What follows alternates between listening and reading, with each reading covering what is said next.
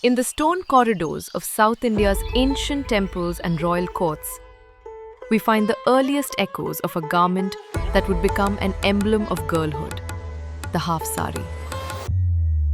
Born during the time of the Vijayanagara Empire, between the 14th and 17th centuries, the Langa Voni began as a three-piece attire worn by young women in noble families.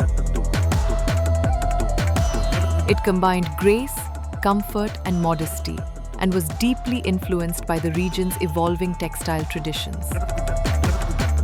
Temple sculptures from Tamil Nadu to Hampi show young dancers and devotees in layered drapes. A skirt, blouse, and upper cloth, a format that would eventually evolve into the half sari. But more than a practical outfit, it became a cultural bridge, guiding a girl through her first transformation from child to young woman. This is the story of the langa, the half sari, a ritual, a fabric of becoming. The half sari, called Langa Voni in Telugu, Pavadai Davani in Tamil, and Langa Davani in Kannada, is traditionally worn by girls after their first menstruation. It marks a significant milestone, the Ritu Kala Samskara, a sacred coming-of-age ceremony still observed across South India. In this ritual, the girl is dressed like a young bride, in silk, gold, flowers, and hope. Surrounded by women who once stood where she stands, she steps into a new identity. The half sari is three parts, layered with tradition. 1. The langa skirt, a long, flared skirt reaching the ankles. It can be pleated, gathered, or cut as a circle, often crafted from regional silks. Kanchipuram, Narayanpet, Gadwal, and Ilkal are popular choices. 2.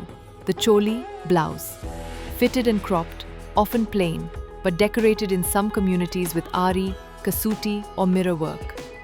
In Telangana's Lambadi culture, it's a canvas of identity. 3.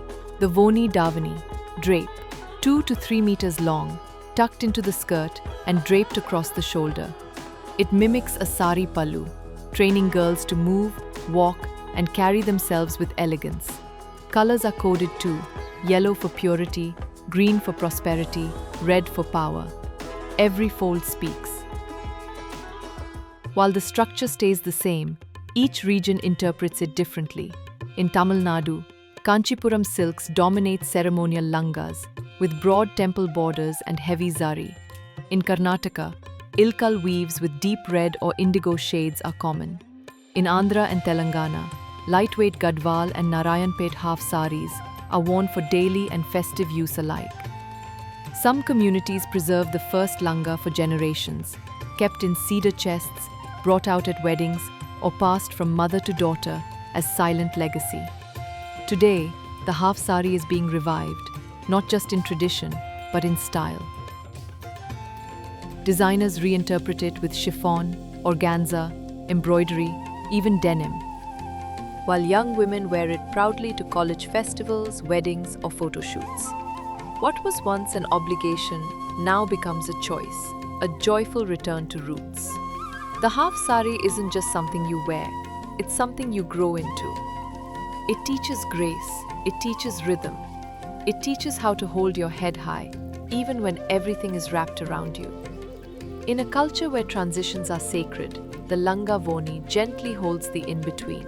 Across generations, this garment continues to pass, from grandmother to granddaughter, changing colors but never losing meaning. Because to be rooted is not to stay still, it is to move through time, wrapped in memory and becoming.